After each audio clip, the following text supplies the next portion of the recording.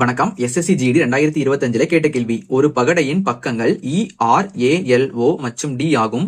யின் எதிர்முகம் என்னன்னு கேட்டிருக்காங்க. எதிர்முகம்னா ஆப்போசிட். இங்க நமக்கு பாத்தீங்கன்னா ரெண்டு பகடை கொடுத்திருக்காங்க. அந்த ரெண்டு பகடை பாத்தீங்கன்னா ஒரு இதுல R இருக்கு, ஒரு இதுல L இருக்கு, ஒரு இதுல T இருக்கு. இங்கேயும் நமக்கு R இருக்கு, O இருக்கு, A இருக்கு. இப்ப நமக்கு யோட ஆப்போசிட் தான் கேட்டிருக்காங்க. இங்க நமக்கு ரெண்டு பகடை இருக்கா, இந்த ரெண்டு பகடையில ஏதாவது ஒரு லெட்டர் சேமா இருக்கான்னு பாக்கணும். இங்க பாத்தீங்கன்னா R இருக்கு, அதே மாதிரி இங்கேயும் பாத்தீங்கன்னா R இருக்கு, ரெண்டுமே சேமா இருக்குது. இப்ப நம்ம இதை வச்சு ஈஸியா கண்டுபிடிச்சிடலாம். அதே மாதிரி இந்த ஆர்ல ஆரம்பிச்சு அப்படியே கிளாக் வைஸ்ல, சரியா? கிளாக் வைஸ்னா கடிகார சுவிட்சில் எடுத்து எழுதிக்கணும். முதல்ல இங்க R இருக்கா, R போட்டுக்கலாம். அடுத்து L இருக்கு, L போட்டுக்கலாம். அடுத்து T இருக்கு, T போட்டுக்கலாம். அப்ப நம்ம இந்த பகடையில பண்ண மாதிரி இங்கேயும் பண்ணிக்கணும். ஆர்ல இருந்து அப்படியே கிளாக் வைஸ்ல, சரியா? ஃபர்ஸ்ட் என்ன இருக்கு, R இருக்கா, R போட்டுக்கலாம். அடுத்து O இருக்கு, O போட்டுக்கலாம்.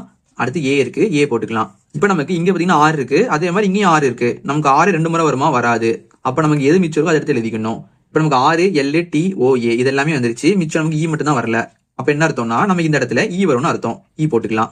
இப்ப நம்ம இது மாதிரி எடுத்து எழுதுறதுக்கு என்ன அர்த்தம்னு பாத்தீங்கன்னா, இந்த R-க்கு E ஆப்போசிட்ல இருக்கும், இந்த E-க்கு R ஆப்போசிட்ல இருக்கும். அதே மாதிரி L-க்கு O ஆப்போசிட்ல இருக்கும், இந்த O-க்கு L ஆப்போசிட்ல இருக்கும். இந்த T-க்கு A ஆப்போசிட்ல இருக்கும், இந்த A-க்கு T ஆப்போசிட்ல இருக்கும். இந்த மாதிரி ஒண்ணுக்கு ஒண்ணு ஆப்போசிட்ல இருக்கும்.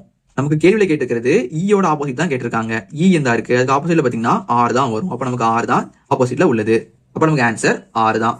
இதே மாதிரி உங்களுக்கு ஒன்று கொடுத்திருக்கேன். இதுல A-யோட ஆப்போசிட் என்ன வருது, நீங்க கீழே கமெண்ட் பண்ணுங்க.